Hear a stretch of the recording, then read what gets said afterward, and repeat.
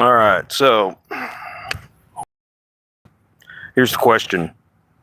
Van life, that depends. The answer depends. On with this. This is Freedom Phil. Like, subscribe. Let's get into it. And always turn up the video speed. Because, wouldn't you? Just be watching 1.75. And I'm just recording it right now. Post later. So that's why the chat's off. And by the way, always sub horn.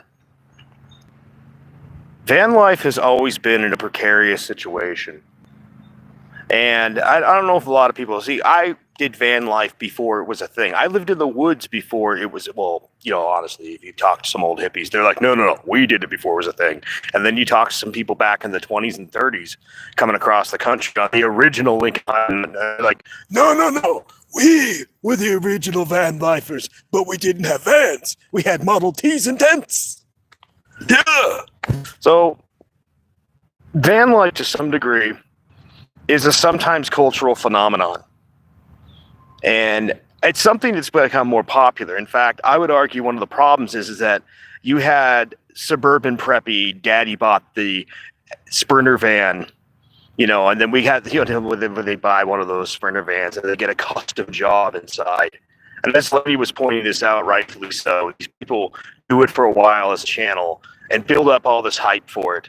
And then when they get bored of it, they're like, oh, it's not as popular anymore. So they sell their custom van for like way more than it's worth after putting 150,000 miles on it, you know? And it's like, I agree with a lot of like actual real van lifers, you know, like outlanders like myself. I can't stand those people because it's not really, they're just traveling in a van. They're just traveling. It's just it's a phase for them.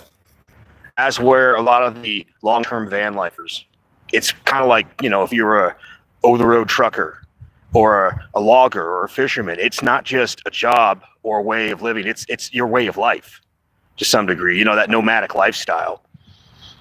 So why would I say is van life under attack? And some of the things that I'm seeing on the laws, this is not the first time I've seen this.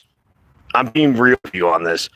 Back in the day when I first started van lifing on the West Coast, the town that I moved garbage in, you know, this was like, I came back to that state and I realized I couldn't afford rent and the gas to work because I was working at Slurry at the time. And so basically, I ended up giving away my Husky. It really broke my heart. Really love that dog. And then I started living in an S10 Blazer for a while. And I was working whatever odd job I could find because I had the mortgage over in this town.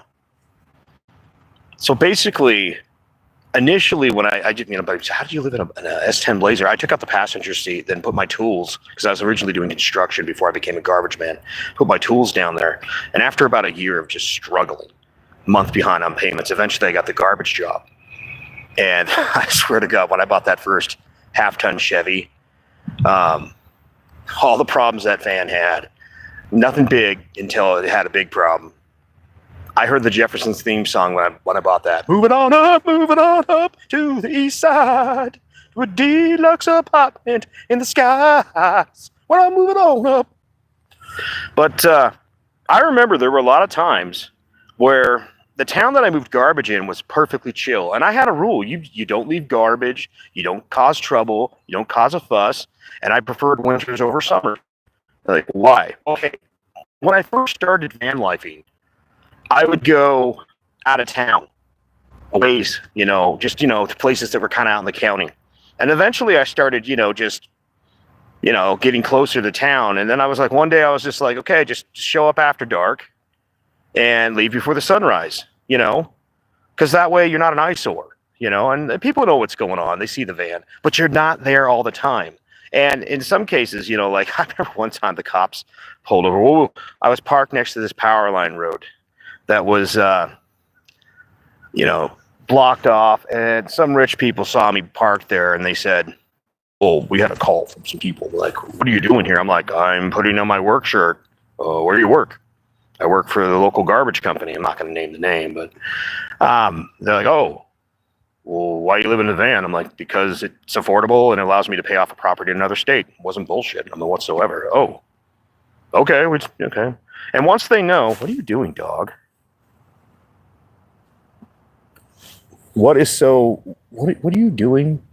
Anyhow, once they knew that I was, legit and had a job, I wasn't just some scruffer causing problems. And mind you, that town of Port Townsend, they are you having a seizure? What are you doing over here?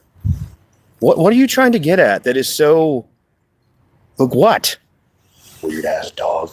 Once they knew I was okay, there was no problem. And Port Townsend's a pretty laid back, like they have the bumper stickers that say, we're all here because we're not all there, and then another one, this super old hippie.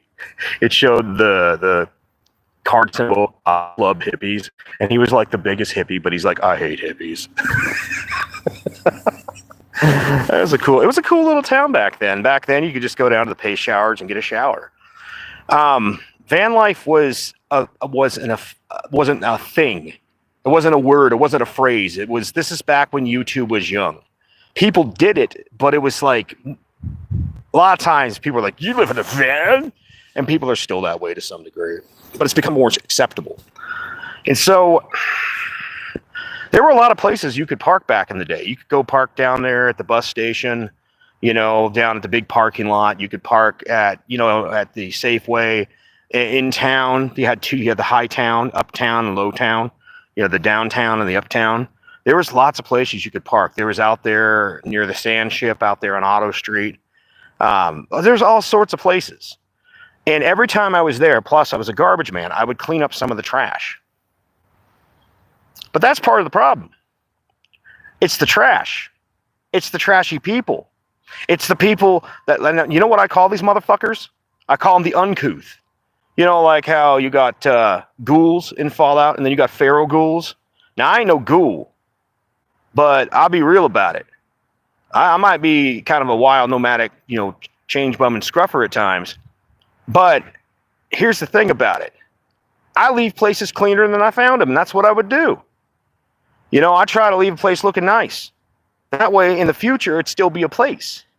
Now, when I went back to my hometown, about 50 miles away, because I had some friends over there, I'd get hassled all the time.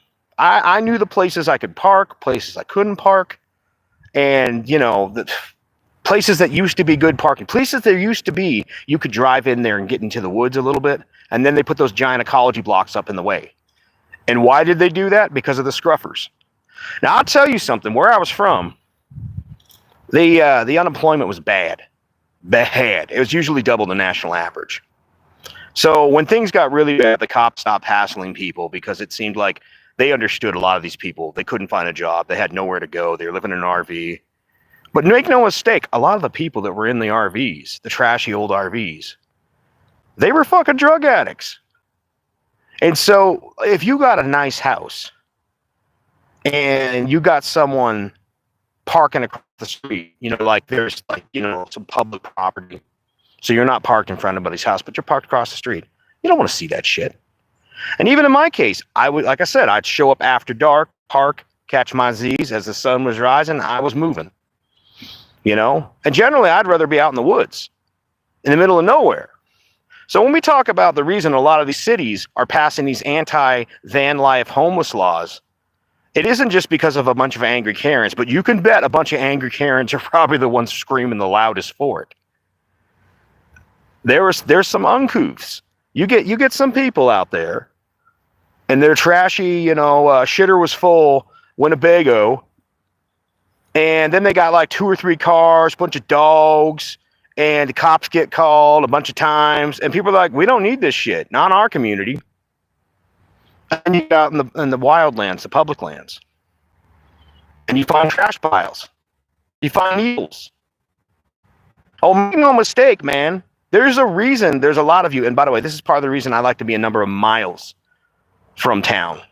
Because usually a lot of these people, what they want to do is they want to be close enough to town to where they can go and get what they need, like maybe only like 3 or 4 miles. I want to be like at least 7. I want to be far enough out up a road that nobody wants to go up, so I don't have to deal with any of these uncouth motherfuckers. Peace and quiet and serenity. And more than that, a lot of places I'll pick, you can't see me from the road. So the law isn't going to bother me. And the outlanders, when people see me, They'll look over and like, I don't know, man. Those like, you know how people be trying to size you up and they're like, that guy looks like he would kill us and maybe eat us. Yeah, how about we just don't fuck with that guy? And I'm not a badass or nothing. I'm just saying, you know, people look, it's like, hey man, if you got, you know, not even a raccoon. What is, you got a kitty cat, then you got a grizzly bear. Which one you got? Which one looks like an easier mark? Now, cat can fuck you up, but grizzly bear will kill you. But yeah, there's a lot of places I used to go that it was either the government saying, "Oh, we got to close it off because of the garbage dumping and people cooking the meth," or you know, it's just suppression. I grew up with logging roads aplenty when I was a child. You could go from one place to another in the Olympics. In the Northwest, you could drive. The elders used to tell me they could start off in Nia Bay and they could drive from one side all the way down to Olympia on the coast and just pretty much take back roads. And then occasionally you cross, you know, a paved road here and there. Or you could go all the way towards Port Angeles, Port Townsend, out towards Disco Bay. And you could go all the way down the Hoods Canal and you just basically zigzag through the mountains the whole way down to Olympia. You could do that. That legacy has been partially erased for the most part by government laws. You know, oh, we need to return things to wilderness. Stupid Democrats. People are like, why do you hate Democrats? Because they have ruined a lot of my places.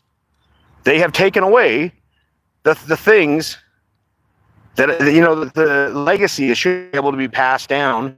Some of these cities, some of these uncouth homeless, they are a fucking problem. But then when you get out there to the outlands and the wastelands and they start saying they're going to, you know, run people out of there, that's how you know people have screwed up one too many times. And some people say they want everybody renting. And there is a truth to that. They do. They want everybody in a rental, everybody paying a bill. And God forbid you find a way to live in a discount price. They want you with, you know, your address is a license. Just like a dog tag, just like a tag. It's a license. You are like that little cattle tag that comes off an animal's ear. That is a lot of times what an address is like to me. Because there are times it's just like, man, I just want to be a free individual person. Well, where do you get your mail? Where do you do this? Where you got? Yeah, I gotta be honest, the postmaster sometimes is pissed at me because I come back and there's a pile of mail. It's like, where the hell you been? They're like, oh, I was just traveling. He's like, you need to set up a box somewhere else. And the problem is I'm only gonna be in an area for like maybe a few weeks to a month. If I was, you know, down, let me tell you something else about that. There's another thing. I tried to get a box down when I was near Mesquite because I go into town once every 2 weeks. And they're like, well, you got to have a physical address so we can't give you a box. I'm like, well, I own a house up in Idaho. Well, you got to have an address around here. You know, the law says blah, blah, blah. So you purposely make it a pain in the ass for outlanders to get a post office box. Why can't I just get a national license, national tags for my vehicle? Why do I got to be attached to any goddamn state? When I'm a trucker, I got a national license. I got a CDL, commercial driver's license, Class A, everything but the hazmat. I gave up my hazmat because they weren't paying that much. But somehow we can do it with that. But then when it comes to van lifers, you make it a pain in the ass. And this is why I tell you, a lot of you van lifers, if you got, you drive truck, you work maybe resorts or campgrounds, you do whatever you got to do to make the money, bum change, but you go buy yourself a piece of land. Because I could very well see in the next number of years a time when there is no more. They outlaw outlanding. And if you think that's impossible, you just look back to all the places you used to be able to go. You look at all the freedom you had as a child that your grandfather told you about, and then you look at how much less you have now. So the best bet is to buy a piece of land. But who knows? Even my piece of land up on the hill up there, fuck, the neighbors might start harassing me if I want to move up there. And I own the motherfucker. I bought that land back when there was only one house on that hill. You know? Now a bunch of rich people live up there. It's just like, you got to watch out for that too. You want to be in the middle of nowhere. Because nowhere don't got no problems. Anyways, peace. Y'all take it easy.